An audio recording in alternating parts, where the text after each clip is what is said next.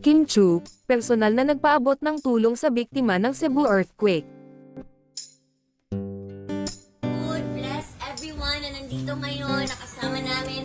Salamat dahil safe po kami sa nangyari kahapon. Gaya ng inaasahan, umaksyon na si Kim Chu para sa mga naapektuhan ng magnitude 6.9 na lindol sa Cebu. To the rescue rin ang kapamilya actress na si Kim Chu para mamahagi ng tulong para sa mga naapektuhan ng magnitude 6.9 Cebu earthquake. Sa X, dating Twitter, ay nagbahagi ang ASAP official ng mga larawan ng dalaga na personal na nag-asikaso ng mga ipamimigay at nagpaabot ng tulong para sa mga nangangailangan. In the midst of her taping in Cebu, Kim Chu took time to personally buy materials for those affected by the recent earthquake in Bogo City and San Remigio. Queen move, indeed, saad sa naturang post ng Kapamilya program. Isang netizen rin ang nagbahagi ng kanyang personal experience kung saan nakasama niya si Kim para mag-isip at mag-ayos ng maaari nilang ipaabot sa mga biktima ng lindol.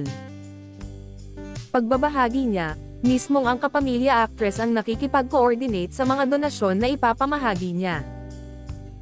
Libo-libong piso ang hinugot ni Kim sa kanyang kaban para lang ibahagi sa mga kababayan nito.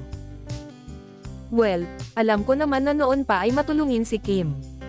At kapag tumulong siya, hindi yun tulong na iaabot lang niya, at bahala na sila.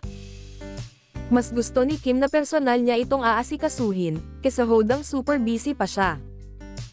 Personal pa ring nagpupunta sa mga hardware, para bumili ng mga kailangan ng mga biktima ng lindol. Even a small act of kindness goes a long way.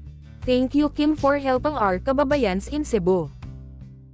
In the middle of her taping in Cebu, Kim Chu still made time to personally buy materials for those affected by earthquake in Bogo City and San Remigio.